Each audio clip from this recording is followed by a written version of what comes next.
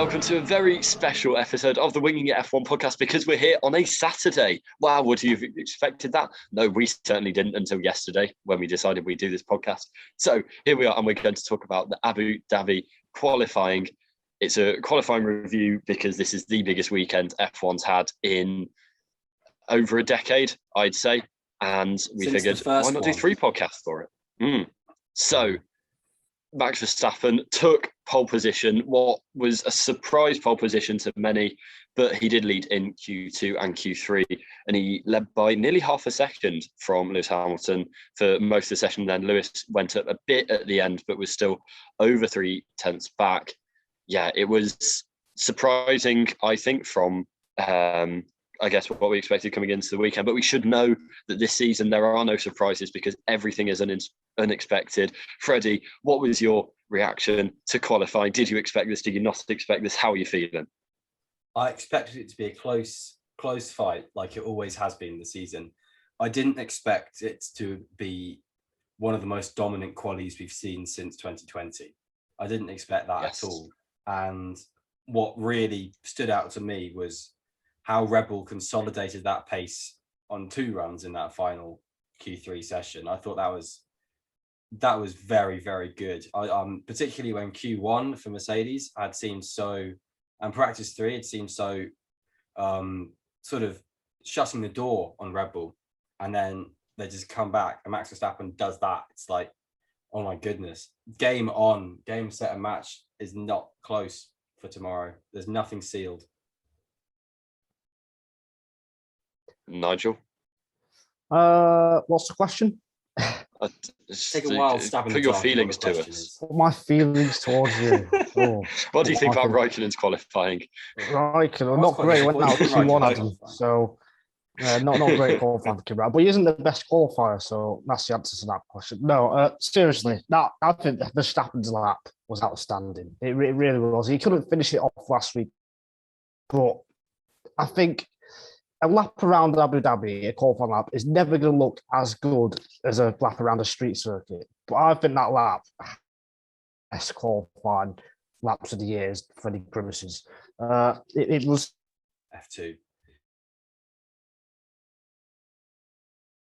Where you thought Mercedes were going to get pole, Hamilton was going to get pole, and then he was a massive favourite for the race.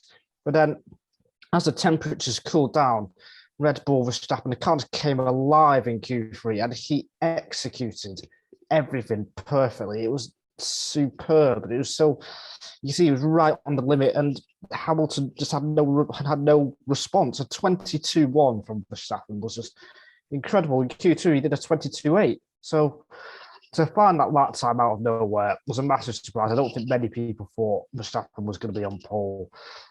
So big shock, but it puts him in a brilliant position for Sunday's race. Yeah, and I'd echo that. It was absolutely fantastic from Max Verstappen. And to be honest, I think, in all honesty, it was just he was tuned in more. He was hooked up more to the circuit. You know, Red Bull did their thing with the toe, and I think that helped. And actually, you know, Perez did better as well than Bottas. But, you know, that wasn't the difference maker today. The difference maker was just that Verstappen was tuned in. He, you know, it was like that lap in Jeddah, but just without hitting the wall at the end, because there are no walls to hit in Abu Dhabi unless you go over 5 miles of runoff. But yeah, it's, you know, he just, that, you know, that could be his moment of, you know, sealing the championship, or at the very least it's taking a step towards it. And I think in the post-race interviews, Hamilton just didn't really have an answer for it. You know, he just said, well, Max was better on the day and we'll have to go in and go again tomorrow. But there is the other matter of the fact that Verstappen is starting on the softs and Hamilton is starting on the mediums. Before we talk about that, Nigel, do you want to add anything else before? I think what might have been key, I'm not saying this is the deciding point as to who got pole position, but Hamilton didn't use any softs in Q2. The last time he used the soft was in Q1, so that would have been about half an hour, maybe a bit more before Q3. Whereas Verstappen had that little run on the softs. He obviously went faster as well, so he was starting softs. I just wonder if that made a difference, having that extra knowledge as the track cooled down. Just a theory, and that made a difference. You don't think so, Freddie? No, I don't really think so. Oh. If so, he would have been better on his second run anyway. Yeah. I would say to that.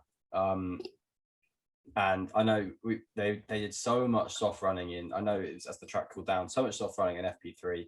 They obviously had FP2 yesterday. I think for me, I don't necessarily buy that. It's not it's a normal thing to not have soft running till Q3 anyway. So.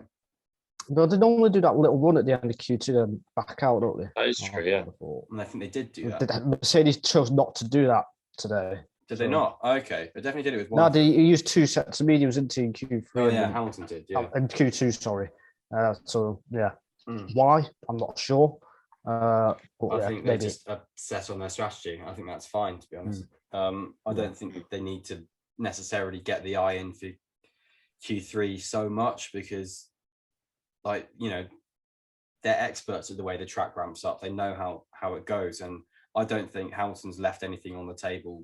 Really, I mean, I'm sure there's a little bit to be found, but if there's any driver in any situation other than Verstappen who's going to go the whole hog on that kind of lap, it is Hamilton. He's not going to have backed off because of the tyres, I don't think.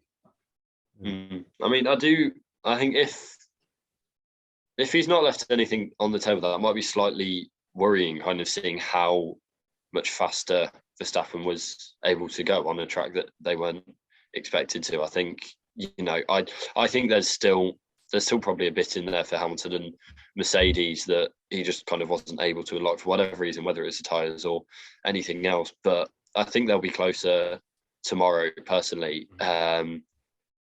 You know, I think it was just Max was the better driving quality today, and there's not kind of too much to be said other than that. But as we were saying before, he will start tomorrow on the soft tyres from pole because it was Red Bull strategy to start on the mediums like Hamilton and Mercedes are doing. And then Verstappen went for another, after his first run in Q2, he went for another run in with about, 10 minutes, 8 minutes to go in Q2 and locked up at the first corner and left a big flat spot on his front left, I want to say, tyre, and was not happy about that on the radio. And that was when he came in and they swapped over and put him out on the softs, and he went out and did a lap on those at the end of Q2. So he'll start on there. And Christian Horner was talking on Sky, said that wasn't their kind of ideal strategy, but he also said it was a bit of a coin toss anyway, where they were going. So how significant do you think that little lockup will be?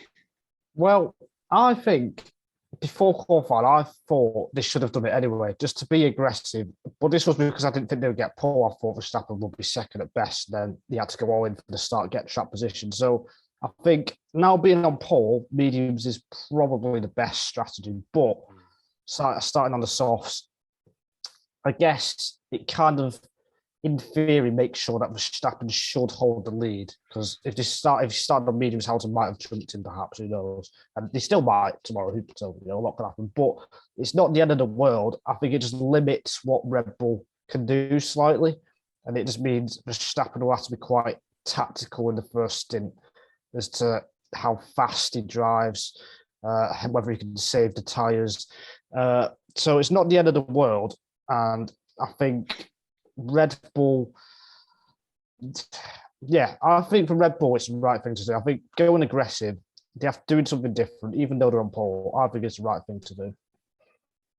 Yeah, it's a tricky one. Even if it was forced. Yeah, I think their hand was forced a bit. I don't know if it was as 50-50 as they'd like to make out. I think they would have preferred definitely to be on the medium. In this kind of situation, you want to be on the bog standard strategy in the box. I think in this situation, medium. And I think the hand was forced onto the soft tyre. I think it is going to be a very, very tricky first stint for Verstappen tomorrow. But that makes it interesting, and I really don't care because I think it just makes it exciting. What do you think Hamilton would be best off doing? Do you think pushing hard at Verstappen and trying to get him to burn his rubber out quickly, or go for an aggressive undercut, or try and just go long as he can on the tyres? Both of the first two. First of all, he can't lose out to Norris and Perez. He's got to make sure he's second, because if he's behind Norris especially, that'll cost him time. Yeah. I think the best strategy is being patient. I think he's got to. I think, say we know how good he is at saving his tyres, playing the long game. I don't think he should push Verstappen too hard because what we've seen in the F2, he can overtake, but following, especially for the top 4 or 5 drivers, is still going to be quite tricky, even with the new track layout changes.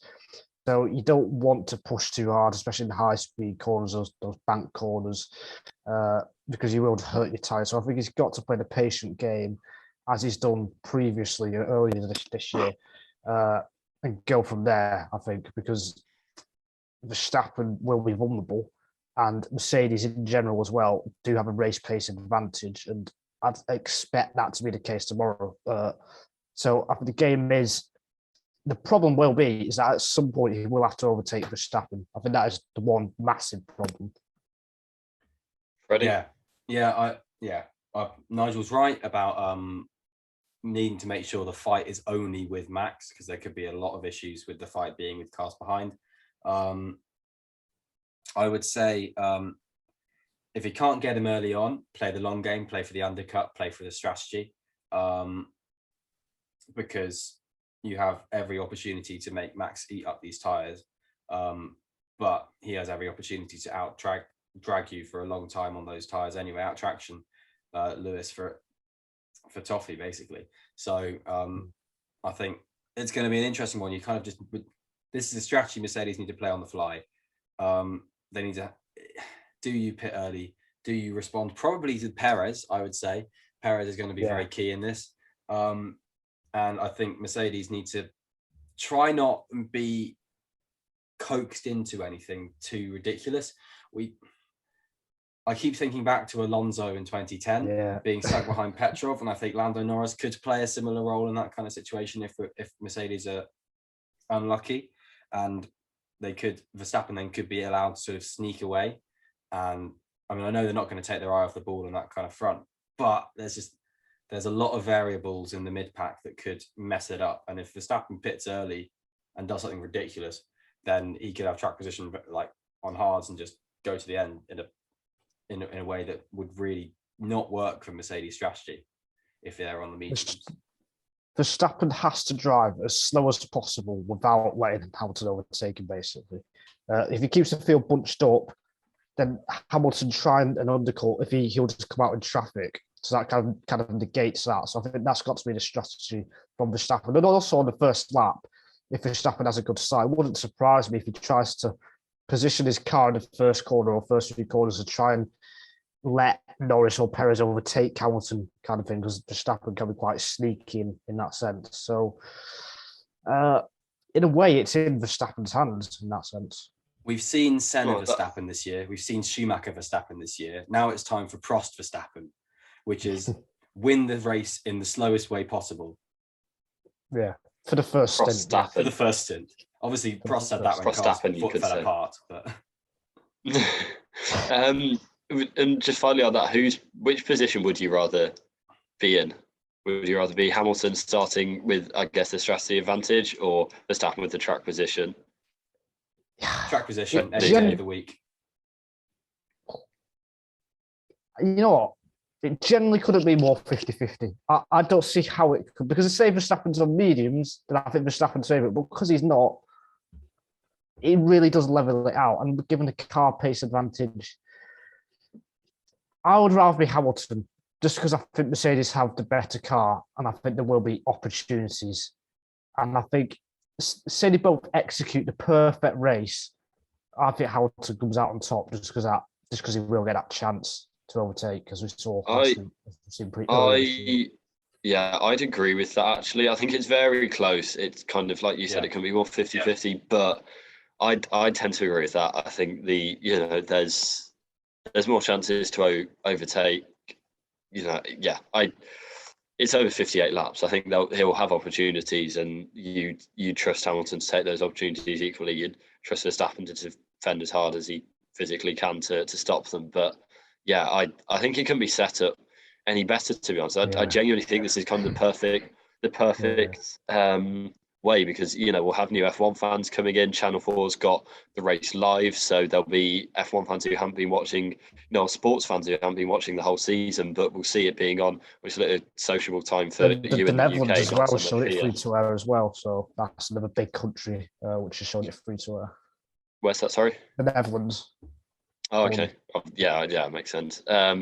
So, I genuinely don't think it could be poised any better. There'll be strategy in the race. There should be some wheel-to-wheel action as well, if, as long as they stay together, and that's kind of all we can hope for, really. But, yeah, Hopefully not literally together. Oh, no. Yeah, well, fingers crossed. But, I don't know how much this matters. It's a weird one, kind of. We go through qualifying and we're all so excited. We're doing this special podcast because we're so excited about it and it's the biggest race for ages. But it's also, I don't really know how much qualifying matters. I think it matters in terms of it keeps it open. But like we both just said, it doesn't, it doesn't feel like one's got a major upper hand over the other at the moment. Yeah, well, we're going to have a red flag on lap 50, which means we're then going to have 5 laps to the end sprint anyway. Nothing matters. I think it does. I think it does matter because if Verstappen was second and Hamilton was first, I think Hamilton has to be the favourite, absolutely. But because it's not, I think it really does put it perfectly in the balance. It really is so 50-50.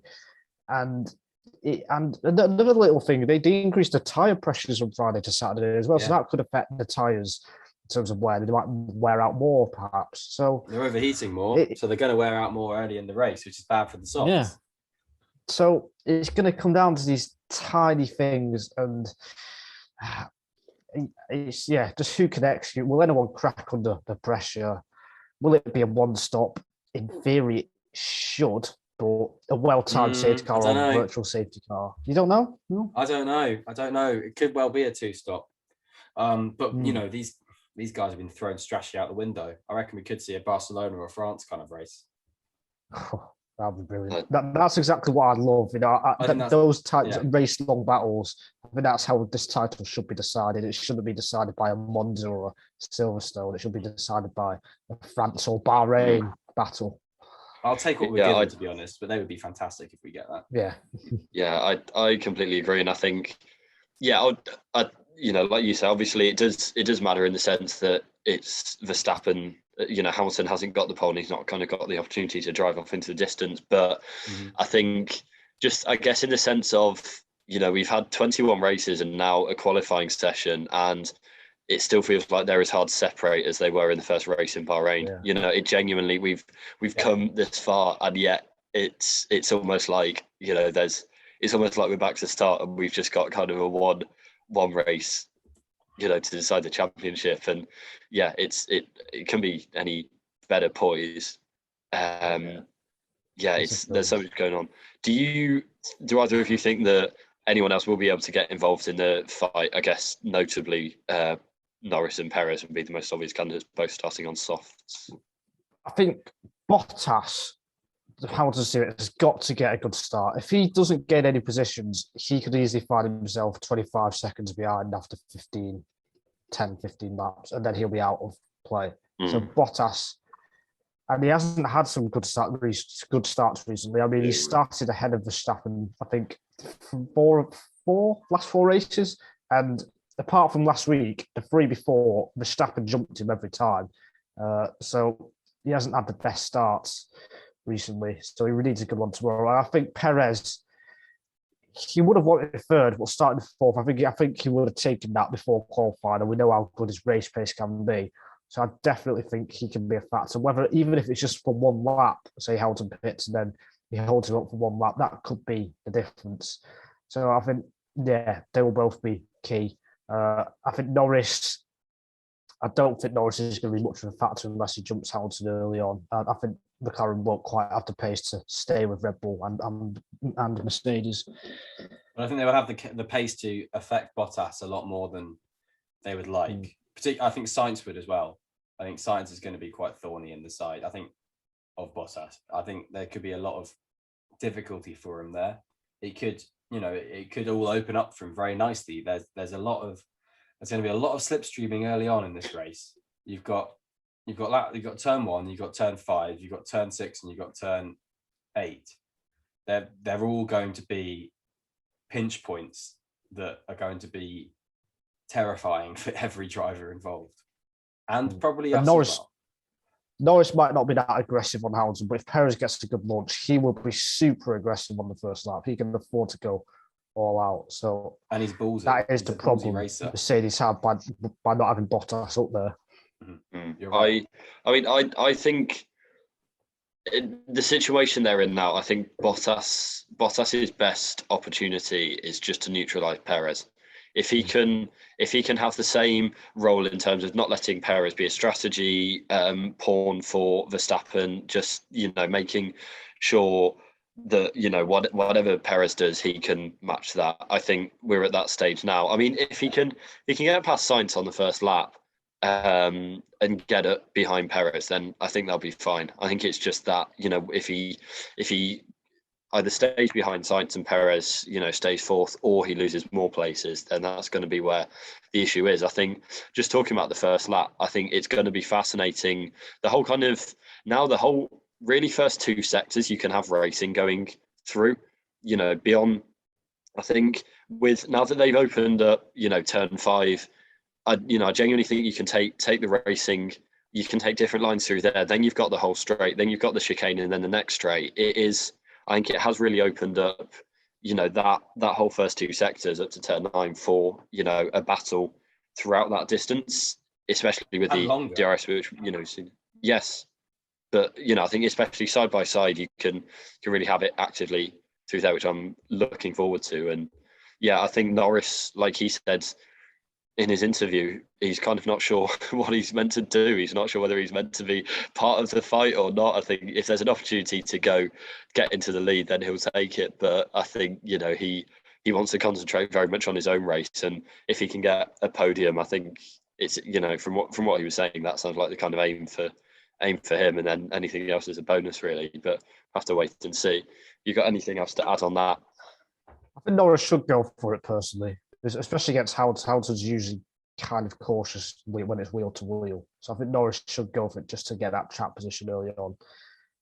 But it is going to be brilliant. And I think Verstappen, I think this is right. He changed to a low downforce rear wing, which could be key for the first lap. Because if he had a high downforce rear wing, he might have been a sitting duck down that back straight on the first lap. Yeah. But now it could be, without DRS, a genuine wheel to wheel battle, which would be absolutely mad.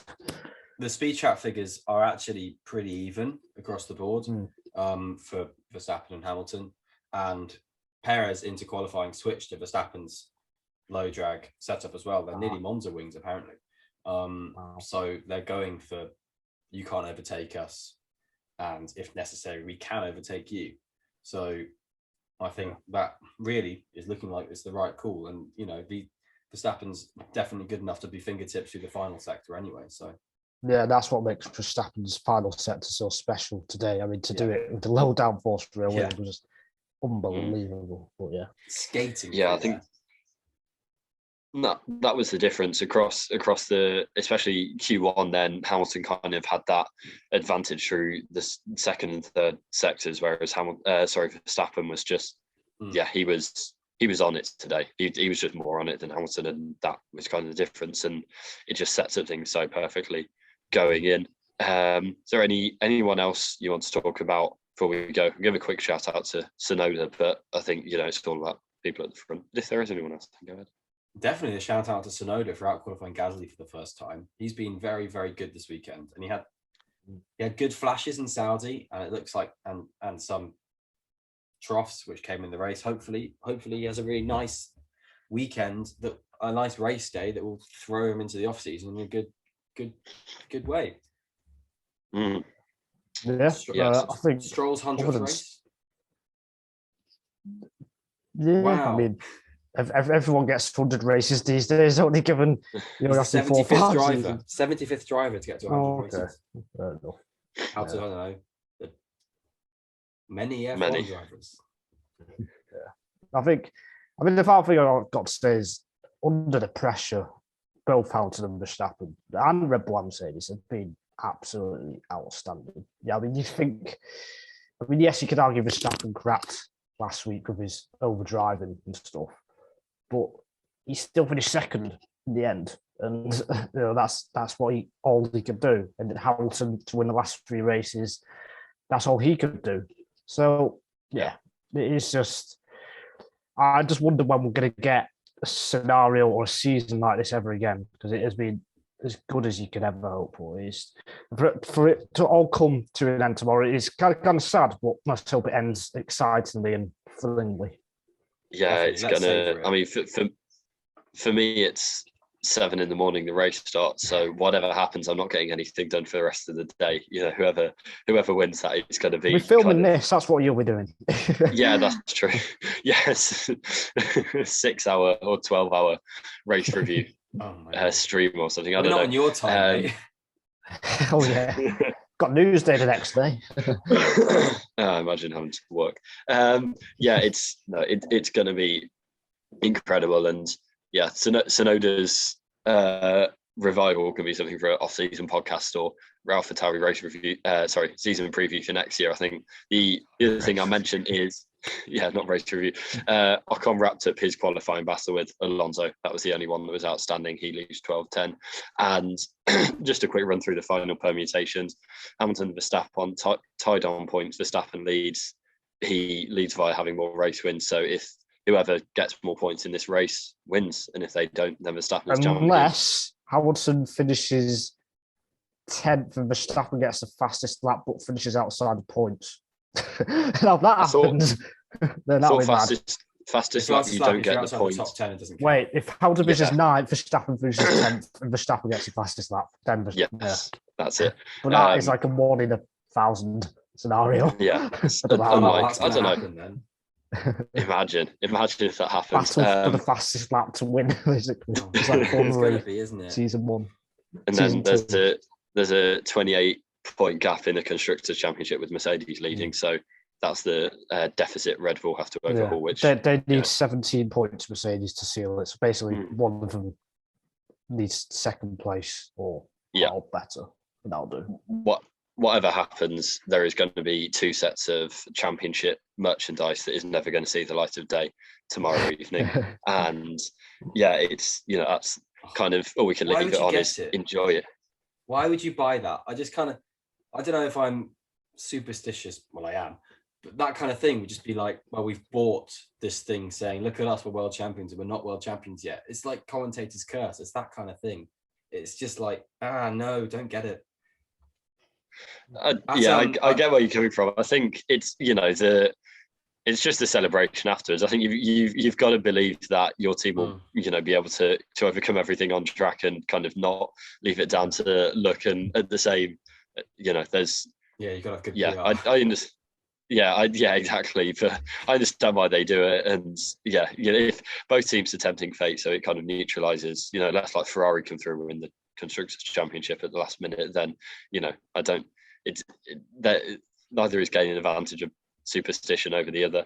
There's one. I know we're running out of time. I've got one quick thing to say. That's a fun anecdote. Yes. At the 1997 Grand Prix finale, where Schumacher took out Villeneuve, Ferrari had all this stuff saying, "Look at Michael Schumacher, world champion," and Jacques Villeneuve's race engineer Jacques Clear was partying all into the night, running around with his Michael Schumacher 1997 world champion cap that he'd managed to steal from Ferrari, and was just running around with it. And it's just one of those stories that it's just like, oh, well, that's fantastic. Maybe we will see, I don't know, Toto Wolff wearing a Max Verstappen world champion hat tomorrow, or Christian Horner wearing a Lewis Hamilton one tomorrow. Who knows? Could be like in football where they swap shirts at the end and they can have each other's championship. Yes, that'd be, and then the staff might end up with 8. That'd probably suit him a lot better. That's like boxing, isn't it? But you hand over all the titles to the next person. You don't give all your previous give it to the referee. Yeah. Anyway, and then the safety car will just drive off with all of the championship trophies in the back, and we're like, oh, we go. Well done, Aston Martin. Congratulations. But we are all very excited for tomorrow. I'm not excited for my 6:45 alarm, but apart from that, very excited, and just can't wait for this amazing, incredible, unbelievable F1 season to come to an end. And we'll be doing the race review podcast. Let's give a prediction. After that, I'm sure there'll be lots to talk about. Yes, of course. Let's go. I said Verstappen before the start of the season, so I'll stand by it. I'm going to say Verstappen. So am I. Oh my word. Exciting. Whoa. Exciting. But it's so close. Like, it is genuinely on a knife edge, I think. Yeah, mainly it's just Hamilton has needed everything to go right for the last 4 races, and he did that for 3. But I don't know. I don't know whether it will go for the 4th. We will find out tomorrow, though, and we will see after that. So enjoy the race very much, and goodbye. Bye. Bye.